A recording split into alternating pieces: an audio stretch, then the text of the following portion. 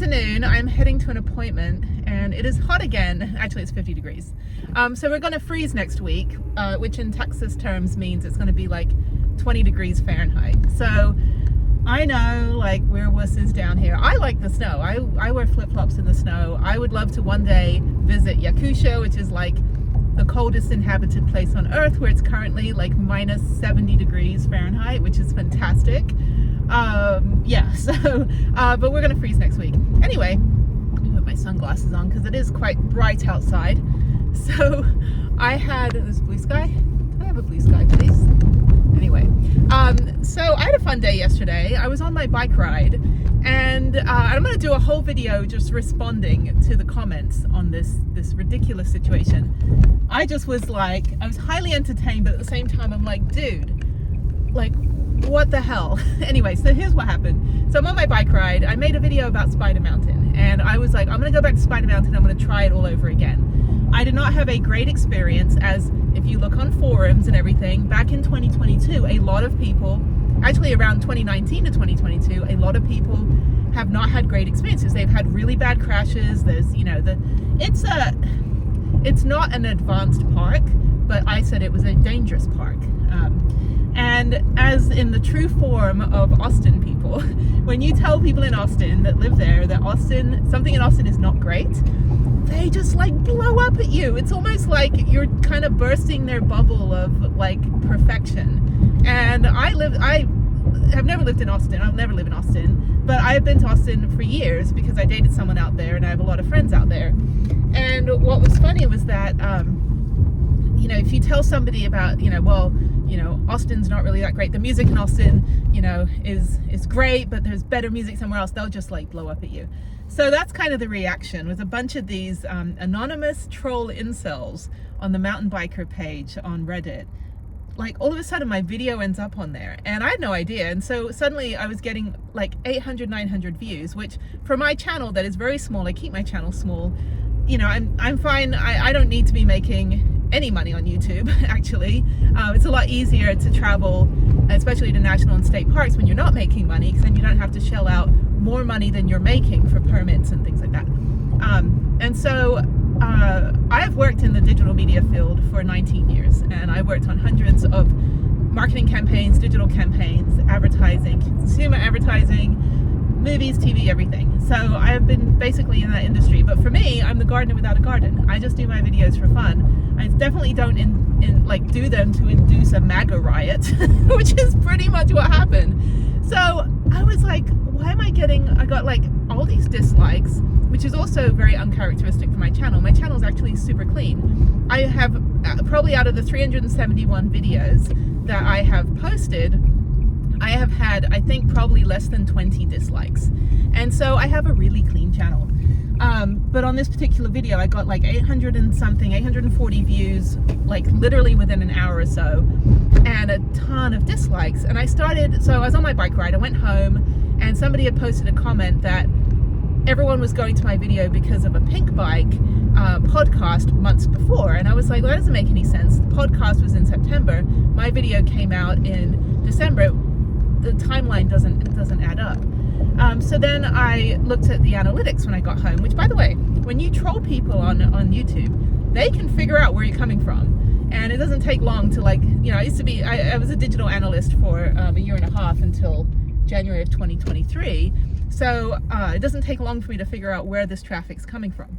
So I look on my analytics, and it said there was 150 views from an external link. So I just Google it and everything, Google the title, and it was on this Reddit thread. This thread was like, oh my God, people, like, take a chill pill. And what was funny, and the comments were horrible. And what was funny about it, though, is that these comments were based on them watching 2 minutes of the video or 30 seconds of the video or skipping through. Nobody that made the nasty, nasty comments even bothered to watch the whole thing. Now, granted, the video was an hour long. I spent 8 hours at the park that day, and I wanted, because it's my channel, I wanted to film the whole day, so I did. And it was great, because I think it's important to see all the trails. Now, most of the things, and I'll go through all the comments, most of the things were like, well, she said she's an advanced rider. I never said I was an advanced rider in the world of mountain biking. I'm an advanced rider in my world, in my skill set from the 2 years that I've been doing downhill mountain biking, extensively, that in the last year at least, with all the riding around the country, I am more advanced now than I was back when I was doing Spider Mountain over a year and a half ago. But of course, everything has to be taken out of context when you're an anonymous troll, hiding behind your keyboard on a Reddit account. So more power to you. So anyway, so then I end up, what was it? So then one of the comments was that she walked down the first two runs. Well, if you know Texas terrain, and I've been to 89 Texas state parks, at least over 160 visits to the 89 Texas state parks. I've driven over this entire state for the last almost 4 years, basically 4 years, 4 years since 2020. I've been everywhere, every single nook and cranny you can imagine. So I have a legitimate authority to comment on the terrain of Texas. I have ridden my mountain bike where permissible in all of those 89 Texas state parks, except when there's like a tour or there's no mountain biking allowed. So I have basically ridden everywhere, and there are videos on every single park. You can go back and watch them all at your heart's your heart's desire. But on this one, they said, well, she sucks. She's a beginner because she walked down it. Had they bothered to watch like 30 minutes more of the video, they would have seen that I spent the last 30 minutes of the video going down every single run except Antidote and Sticky Icky. I think Sticky Icky was closed that day. But Antidote, people were crashing on it and having a lot of problems, and I had to bail out on that with an advanced rider, like really super advanced rider, in 2022. And so nobody was, people were basically like, I don't like Antidote, I'm not going down it. So I avoided that one, but I ended up going back on Viper's Den, Sidewinder. Tarantula was closed because it was raining, or there was repairs. But yeah, so I went on basically every single blue and green flow, and over and over again. I did 20 runs like for 8 hours nonstop. But of course, nobody that was bashing me for breathing was even paying attention to the fact that maybe if they had just taken the time to do their research, they would have seen that I actually did do the whole entire park. And I went back and did the 2 runs that I didn't feel comfortable on at first. Now if you look back at the videos that people have posted from 2022, because I didn't go on Venom on 2022, but on Venom there's a big rocky part, but in 2022 it was completely covered in red dust. Now it's completely exposed limestone. It was 32 degrees that morning and it was wet, so I was the first one on the lift, I was the first one on the trail. And when you're the first one, you not only do you get all the actual spiders in your face, but you also you're kind of like, okay, I'm the first one going through a puddle, I'm the first one going down a slick area. And it was a little oh my god, dangerous. So you have to understand that, and this is why, again, these people, if they had bothered watching anything or even looked at my website or anything like that, they would understand that I work in the adaptive space. My whole life is dedicated now to making the world more accessible. So I spent the whole of 2023 visiting the 51 national parks and then making a whole list of all the places I want to go back to. And my whole thing was to check places out and make sure that there's accessibility guides and that organizations are aware that yes, this one is adaptive friendly, or if you have an adaptive bike, or if you have mobility issues, or in my case I have spine and an assault injury issues, so I have to ride within my capacity. It doesn't mean that I'm a beginner rider that's never ridden a mountain bike before. It means that I really don't want to go over the handlebars because I just had hand surgery. I have whatever. I don't even need to explain this to you guys, but people will just blurt out that, well, you shouldn't even be getting up in the morning. It's like, well, thank you. And then comments like, well, you don't even know how to ride a bike. I'm like, well, no, I don't actually, because I've only been riding since I was 2 years old, and I've only ridden over 10,000 miles since 2020 through 48 states. So I don't ride 25 miles every morning. I don't, I'm not an avid mountain biker. It's really not what I do. Of course I do. Of course, all I do when I'm home, now that the weather is nice in Texas, is I ride my mountain bike every single day. Now it's a paved trail and it's through the city, because that's the only thing available when you live 40 feet above sea level. So anyway, so then but it was just stupid. Like, God, it's like, find a new hobby, guys. And it's just like they were getting all bent out of shape, and I don't even care if I mean, I've been mocked my whole life because I have this, weird accent, and I'm from a different country, and I'm, got a stupid sense of humor, whatever. It doesn't matter. I'm not going to open a vein about it. I'm not going to go like, oh, I'm butthurt. It's like, no, it's funny because the 99.99% of those bullying, abusive, horrible comments are based on no premise. I mean, how can you comment on a video when you've watched 30 seconds of it? You've got some serious problems that you need to deal with in the morning if you're basically getting up and the first thing you want to do is check Reddit and start bashing somebody that you didn't even bother to, find out, okay, what's this person's backstory? What do they do? Why are they commenting? Why do they think it's dangerous? Nobody asked, why do you think it's dangerous? So there were a couple comments that were posted that were in support of that. Yes, mountain biking is dangerous and you should ride to your level. When you ride a park like Spider Mountain, the terrain changes, just like in all of Texas. The terrain changes literally almost on a daily basis at times. And if you're used to riding a trail, like I went a year ago, and then I go again, and all of a sudden it's like, okay, I've got to recalibrate my riding because now this is different, and it takes a minute to figure it out. But people are going to think that 1 minute of scoping out the area completely disqualifies you as a rider that knows what they're doing. I don't do black diamond stuff. I've been on a few black diamond trails. I did Middle Supreme at Angel Fire, and by the way, I've ridden Big Sky, Silver Mountain. I've ridden over 300 miles last year. I rode at Angel Fire, and again, that's, if my Strava wasn't real time, I would show you my Strava, but happy to show you all of the miles that I've ridden at Angel Fire. And the thing about it is that and those trails are infinitely harder than what you get at Spider Mountain. But I wasn't talking about whether Spider Mountain was too advanced for me to ride. I was saying that it was too dangerous. It's not safe, and they don't pack it in. The amount of erosion that happened in just 1 year is astounding. And I can figure out, and I did in the video, by the end of it I had gone multiple times, over 10 times on Venom, and no problem going down Sidewinder, all of that stuff. But it's just like, they could do a geological better job of building trails that are not going to cause people to smash their collarbones. Because one guy mentioned that, like, his friend or his brother ended up breaking a ton of bones. And then if you look on forums, again, the same thing. All these people are like, yeah, I crashed out. Yeah, I crashed. It's like, I'm sure there's most likely a higher percentage of crashes at that park than you would see at other parks. But, and also they don't require you to have like full face helmets, and, they're pretty lax about it. There's e-bikes there. There were a dad with a baby on the front, which I think, considering how rocky and stuff, I don't know what he was riding, but like what trails. But, as a mom, I would not feel comfortable with my own child on the front of the bike. If he is comfortable and it's not going to shake the baby too much, then I guess it's all right. But for me as a mother, I would not do that personally. I have a right as a parent to say what I can and cannot do with my kid.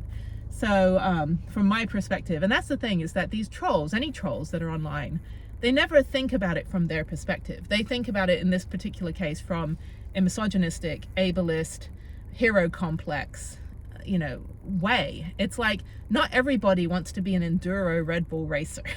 I race as a kid.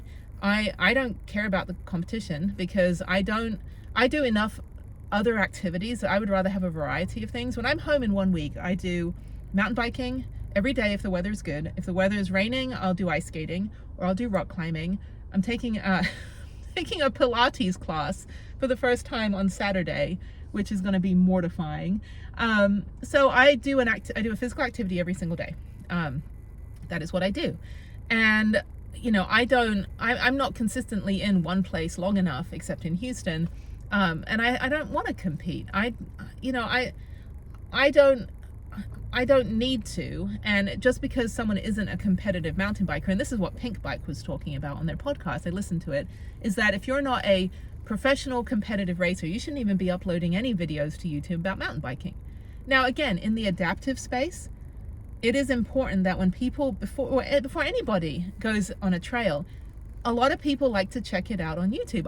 I subscribe to hundreds of channels. I love watching, scoping out a place. And it's not like, oh, they're going to ruin it for me, they're going to tell me how it is. No, I like to see, especially drone footage of where I'm going to go, because then, it's inspiring, and more power to them that they, have the technology and the devices to create it. But this whole thing, it was very bizarre. And I deleted the video. I took the video down because I don't care to incite, a January 6th riot on Reddit about people, especially people that literally had zero context because they didn't watch the whole thing. Had they watched it, and then there was one where I said I was bashing a kid. I'm like, excuse me, I have an 11-year-old child. I'm not bashing a kid.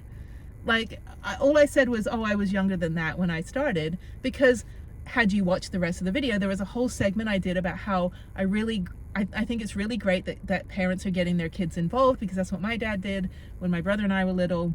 And that, I think it's I'd love to see more programs like that for kids. I wanted to get my daughter involved. I had a whole 5-minute section about how, I really wanted to get my daughter into mountain biking, and that I wanted to find some, if anyone had recommendations about, classes and skills classes and things that my daughter could do, that we could do together, mommy and me stuff, but no one bothered to pay attention to that. They were like, oh, you just bashed a kid. I didn't bash a kid. What kind of I don't know, what kind of person do you think I am? I'm not an animal. Anyway, so it was, especially on forums. And then the other one was that they said, it sounds like the OP is the video edit, like the person in the video is the OP. I don't have a Reddit account. I read Reddit sometimes, but I've never posted on Reddit. I don't have a Reddit account. I have no desire to get notifications from Reddit. There's a couple, pages that I'll look up and stuff, like once in a while, or something will come across on a Facebook discussion, and I'll go check it out. But I don't peruse Reddit. I don't have Twitter. I don't, I'm not into that whole bite-sized, stab people in the eye kind of content. It's not really, I got more important stuff to do with my day. So no, I was not the OP, and I did not, do that. So then the last thing that was fantastic, which I've never heard this before, is that my accent is fake. I've had this told to me for the last 33 years that I've lived in the United States. No, my accent is not fake. This is how my accent comes out, and it's called a hybrid accent. And this is what happens when you are of expat children, or you're a child of expat parents who live in another country, and one of your parents is, also an immigrant whose first language is not English. And then you get moved to another country when you're in your formative years. In my case, I was 13. And there's kind of that cutoff time, it's a lot harder to lose an accent when you're, older, and it also depends who you're hanging out with.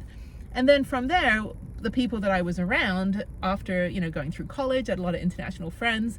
And then I went to Japan. I lived there for 4 years, and I traveled to 40 countries, and all my friends were from other countries. They're all English teachers. So that was really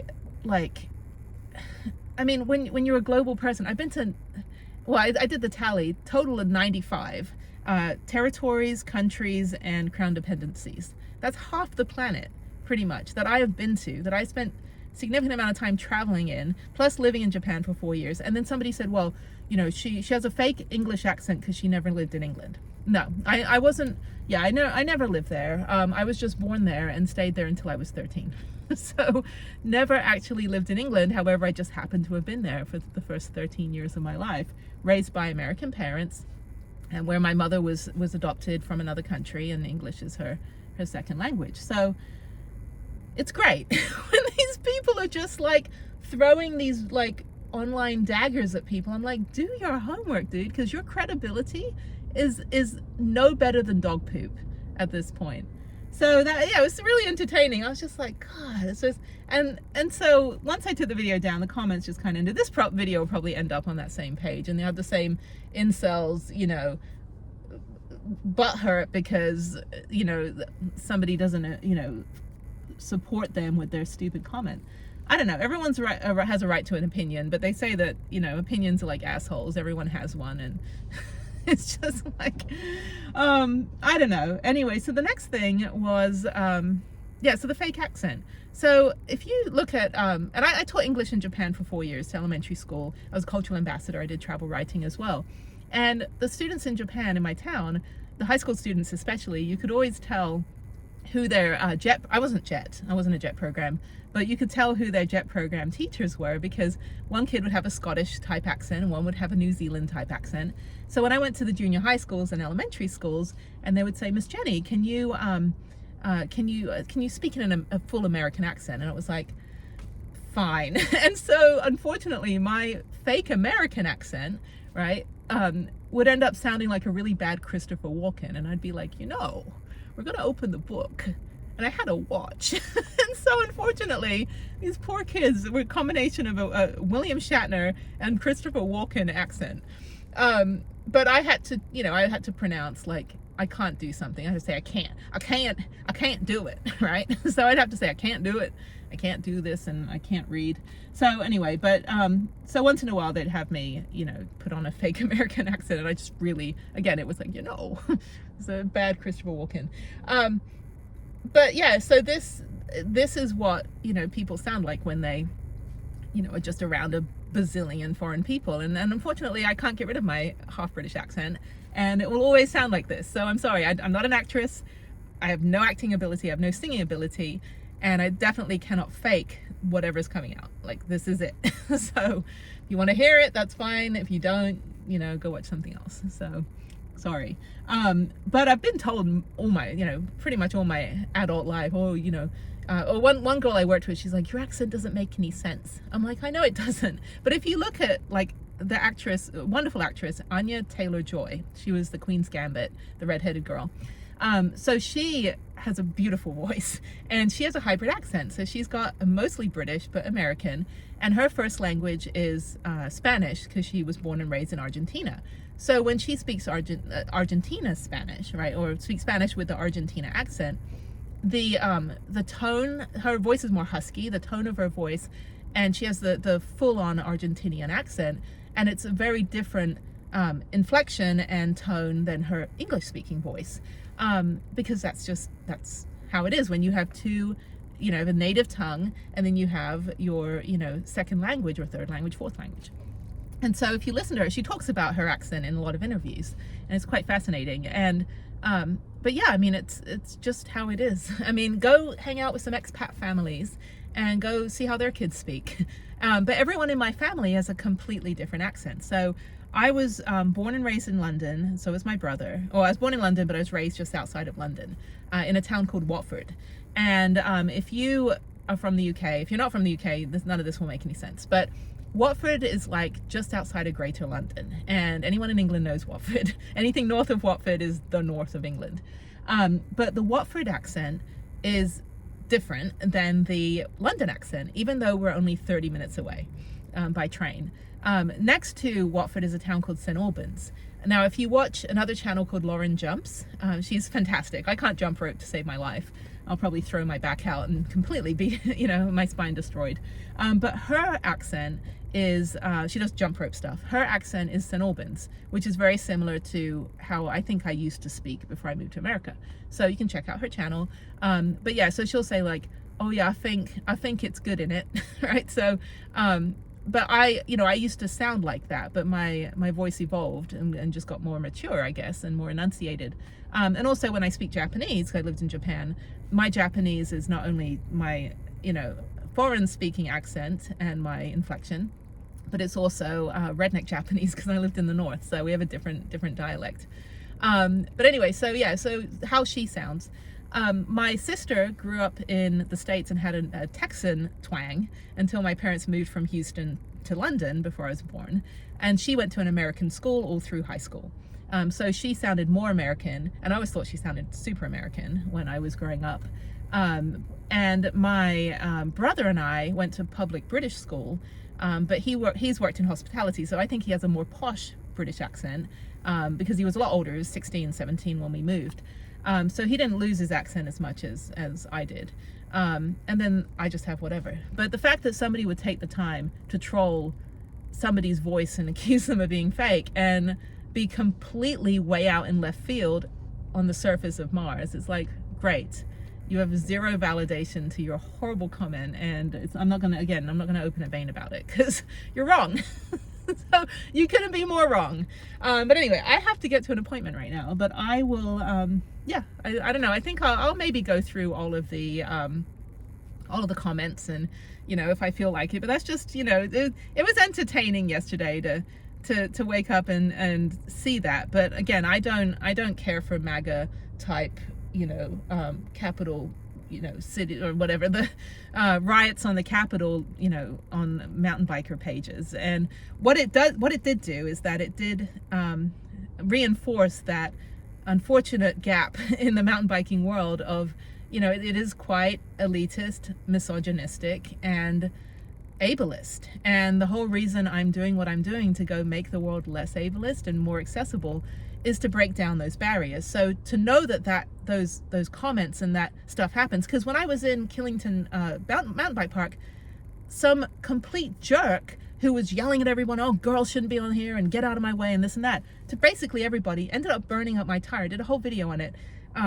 Burned up my back tire. He could have seriously injured me. And I was going like 22 miles an hour according to my Strava. I was going really fast down that trail, and he had the nerve to come right up on me and then burn up my back tire, all because he was pissed off that you know, girls were on the trail, or people were on the trail, or people were in his way. It's like, you know, he got ejected from the park. But stuff like that, like, you gotta be careful out there, and stop trying to just think that everyone's got to be some Red Bull X Games gold medalist. I mean, you don't own the place. Like, appreciate that people have an opinion. If somebody is struggling on the trail, or in my case, I really, you know, I'm not a fan of Spider Mountain. Will I go back there again?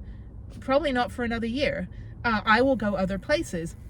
I ride really, really tough trails a lot of times, all like regular trails, gravel trails, downhill trails that are harder than Spider Mountain, but they are safer than Spider Mountain. And so my whole point of that video is, I didn't feel safe a year and a half ago, and I felt safer this time. It was a little better, but they still got a lot of work to do to make it a faster park, which would be nice, and also, you know, a safer technical park, so that people that want to learn more technical, like I do want to learn more technical, you know, I generally don't like it because my suspension is so bouncy because of my, you know, to protect my spine, but I would like to learn more technical. But it doesn't mean that I've never ridden a bike or that I am a beginner. It means that I am cautious, because I spent 3 months in San Diego in the trauma center, helping my best friend Jeff, who was in a motorcycle crash.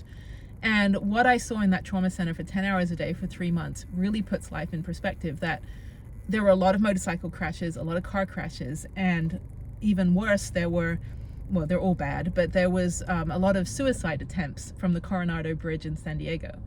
And then there were a bunch of like immigrants that had been shot by Border Patrol. That was another group of people. But to be in there, and Jeff suffered, he crashed his motorcycle in Mexico at 150 miles an hour off a cliff, and suffered a traumatic brain injury, and lost a leg, and had some paralysis and short-term memory loss, a third-degree burn on his arm. It was really, really bad. And one of his friends recently died last year after being in a really bad crash at a race. This stuff happens, and if you're gonna bash somebody for being overly cautious the first time they ever get on a trail, then you need to just shut up. Okay? Seriously, keep your opinion to yourself, and maybe be supportive that people are actually trying. And if you had watched the rest of the video, which I don't expect anyone to watch an hour-long video, but it was 1 hour out of the 8 hours I was there. If you watched the rest of the video, you would have seen that I did in fact spend the rest of the day, at least 4 hours of the rest of the day, going down all of the trails that I originally had walked up. And I did every trail in the park except Antidote and Sticky Icky. So that's it. So thank you for trolling me. I mean, that wasn't me on Reddit. So have a great day. Get out there. The weather is gorgeous wherever you are. If you're going through the big freeze that's coming up, just try to, you know, keep warm and watch more mountain bike videos and just be nice to people. Okay, this is the mama bear in me talking. Be nice, don't be a bully. Because when you're a bully and you've done zero research and you just look like a complete idiot, but you call the person you're bullying the idiot, you know, it's the pot calling the kettle black, as they say. Like, you are literally just making yourself look stupid. So anyway, thank you for the entertainment. Yeah, I will see you when I see you on my mountain bike. Oh no, because I've never ridden a bike before. All right, take care. Bye.